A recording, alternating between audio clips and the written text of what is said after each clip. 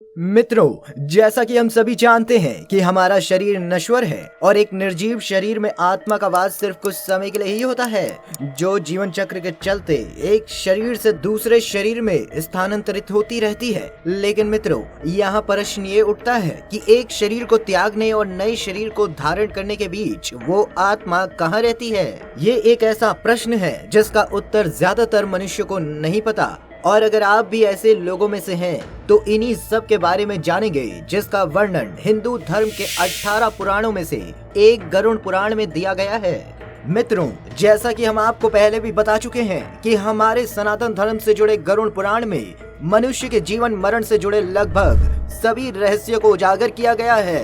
इन्हीं में से एक में आत्मा के शरीर त्यागने के बाद की यात्रा का वर्णन भी मिलता है, जिसमें हमारे प्रश्न का उत्तर भी निहित है। गरुड़ पुराण में वर्णित है कि जैसे एक आत्मा अपना शरीर त्यागती है, उसे परलोक ले जाने के लिए यम के दूत पहले से ही वहां मौजूद होते हैं, जिन्हें देख अच्छे कर्म करने वाले व्यक्ति की आत्मा तो बड़ी ही आसानी से उनके साथ चल देती है। लेकिन बुरे कर्म करने वालों की आत्मा को यमदूत द्वारा जबरदस्ती खींचकर अपने साथ ले जाया जाता है, जिसके बाद उस आत्मा के साथ वो यमराज के सामने हाजिर होती है, जहां उसे अपने जीवन काल में किए गए अच्छे और बुरे कर्मों का हिसाब देना पड़ता है। और अगले 24 घंटे तक ये आत्मा यही यमलोक में रहती है। तत्पश्चात यमदूत उस आत्मा को फिर से उसी स्थान पर लाकर रख देते हैं जहां उसने शरीर को त्यागा था, जिसके बाद यहाँ वो आत्मा 13 दिनों तक अपने घर में ही रहती है।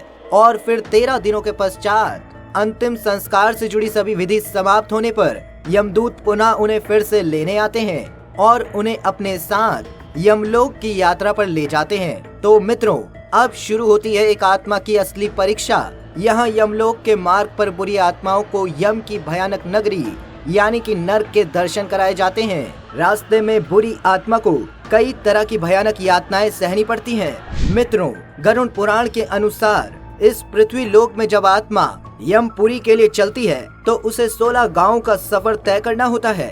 जीवन अपने कर्म के अनुसार मनुष्य को इन सभी गांवों में अलग अलग प्रकार के कष्टों का सामना करते हुए अंत में यमपुरी पहुंचना होता है। यमपुरी के इन गांवों के नाम है सौम्यपुर, सौरीपुर, गंधर्वपुर, शैलगाम, कौंचपुर, विचित्र भवन, भवापतपुर, नानाकंद्रपुर, सुतप्त भवन, रौद्रपुर, पयोवर्षणपुर, शीताढयपुर और बहुभीतिपुर। गरुड़ पुराण में यमपुरी के इसी रास्ते में वैतरणी नदी का भी उल्लेख मिलता है। यही नदी बहुत भयानक होती है और इसमें खून और मवाद की धारा बहती है, जिसे पापी आत्मा को पार करने में कई कष्टों से गुजरना होता है।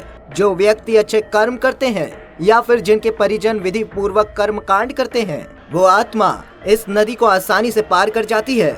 अब मित्रों, गरुड़ पुराण के अनुसार जो मनुष्य अपने जीवन काल में गाय का दान किसी ब्राह्मण को करता है, वो मनुष्य मृत्यु के पश्चात उसी गाय की पूंछ पकड़कर बड़ी ही आसानी से इस वैतरणी नदी को पार कर यमलोक पहुंच जाते हैं। लेकिन जो व्यक्ति अपने जीवन में इस पुण्य से वंचित रह जाता है, वो इस नदी में डूबता ही रहता है, गोते खाता रहता है और यमदूत उन्हें बार बार निकाल कर धक्का देते रहते हैं। यही कारण है कि हिंदू धर्म शास्त्रों में गाय का दान और पुण्य कर्मों के महत्व के बारे में बताया गया है। इसीलिए प्रत्येक मनुष्य को अपने जीवन काल में एक गाय का दान अवश्य करना चाहिए। इसमें आप वैतरणी नदी की यातनाओं से बच जाएंगे। 17 दिनों की अपनी इस यात्रा के बाद आत्मा इस भयानक मार्ग से यात्रा करते हुए 18वें दिन यमदूत के साथ यमलोक पहुंचती है। आत्मा यमलोक पहुंचने के बाद यमलोक से सटी पुष्पोदका नाम की एक और नदी के पास पहुंच जाती है, जिसका जल स्वच्छ एवं निर्मल होता है और जिसमें कमल के पुष्प खिले होते हैं। इसी नदी के किनारे छायादार बड़ा एक वृक्ष है, जहां आत्मा थोड़ी देर विश्राम करती है। यहीं पर उसे उसके पुत्रों या परिजनों द्वारा किए गए पिंडदान और तर्पण का भोजन मिलता है, जिससे उसमें पुनः शक्ति का संचार हो जाता है। पुराणों के अनुसार यमलोक 1 लाख योनि क्षेत्र में फैला और इसके 4 मुख्य द्वार हैं। इसमें दक्षिण के द्वार से पापियों का प्रवेश होता है। नदी पार करने के बाद दक्षिण द्वार से भीतर आने पर वो अत्यंत भयंकर भेष में उपस्थित यमराज को देखते हैं और ये घोर अंधकार और भयानक सांप और सिंह से घिरा रहता है। इसके चारों ओर भयंकर पशु और यमदूत उपस्थित होते हैं, जो लोग पापी और अधर्मी होते हैं, जिन्होंने जीवन भर शराब, मांस और स्त्रीलिंग के अलावा कुछ नहीं किया है, जिन्होंने धर्म का अपमान किया है और जिन्होंने कभी धर्म के लिए कोई अच्छा कार्य नहीं किया है, वो मृत्यु के बाद स्वतः ही दक्षिण द्वार की ओर खींचे चले जाते हैं। मित्रों, गरुड़ पुराण के अनुसार यमराज हमसे हमेशा शुभ कर्म की आशा करते हैं, लेकिन जब कोई ऐसा नहीं कर पाता तो भयानक दंड द्वारा उसे जीवन को शुद्ध करना ही इन लोगों का मुख्य कार्य है। ऐसी आत्माओं को यमराज नर्क में भेज देते हैं। नर्क में रहने वाली बुरी आत्मा अपने कर्मों का फल भोग कर फिर से पृथ्वी लोक पर आकर पशु पक्षियों, पेड़ पौधों एवं 84 लाख योनियों में भटकने के बाद एक बार फिर उन्हें सकाम कर्म एवं मोक्ष प्राप्त करने के लिए मानव शरीर प्राप्त होता है। लेकिन फिर भी आज के समय में लोग धर्म का आचरण छोड़कर गलत राह पर चलते हैं। इसका परिणाम लंबे समय तक उन्हें भुगतना पड़ता है। इसीलिए दोस्तों, हम लोग जीवन में जितने अच्छे से अच्छे कर्म करें, तभी हमारा मानव जीवन सफल होगा। हालांकि प्रत्येक आत्मा को बुरी आत्मा की तरह ही इन कठिनाइयों का सामना नहीं करना पड़ता।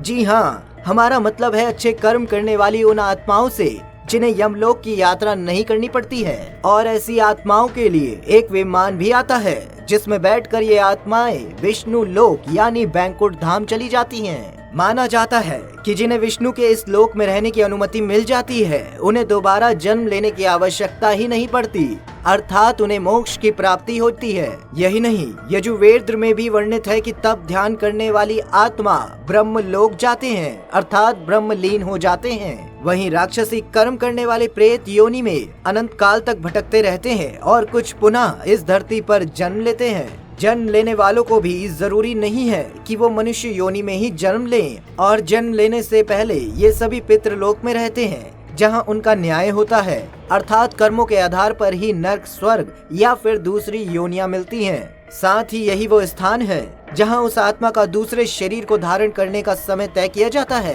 प्रकृति उन्हें उनके भाव, विचार और जागरण की अवस्था के आधार पर ही दूसरा गर्भ उपलब्ध कराती है। इसे आप ऐसे भी समझ सकते हैं कि जिसकी जैसी योग्यता वैसा ही कर्म, या फिर जिसकी जैसी गति वैसी ही सुगति या फिर दुर्गति, अर्थात आपकी गति का संबंध सीधा आपकी मति से होता है। अर्थात जितनी सुमति का आप इस्तेमाल करेंगे, वो आपको उतने ही सुगति के रास्ते पर ले जाएगी, क्योंकि प्रकृति के नियम के अनुसार आपका दूसरा जन्म तब तक नहीं होता जब तक कि आप पूर्णतः बेहोश और फिर स्मृतिहीन ना हो जाएं, क्योंकि स्मृतिवान व्यक्ति भूत, प्रेत या फिर पितृ योनि में रह जाता है, और जो जागृत होते हैं वे कुछ काल तक अच्छे घर की तलाश में इंतजार करते हैं और फिर अपनी आवश्यकता के अनुसार दूसरा गर्भ धारण करते हैं। तो मित्रों, आज की इस प्रस्तुति में इतना ही। उम्मीद करते हैं कि आपको एक आत्मा का शरीर त्यागने के बाद से लेकर नया शरीर धारण करने तक उस आत्मा के साथ क्या होता है, वो कहाँ रहती है, इसके बारे में संपूर्ण जानकारी मिल गई होगी। ऐसी और आध्यात्मिक धार्मिक जानकारियों के लिए सब्सक्राइब करें हमारे YouTube चैनल को। फिलहाल आज के लिए बस इतना ही। अभी आप मुझे दें इजाजत। आपका बहुत बहुत शुक्रिया।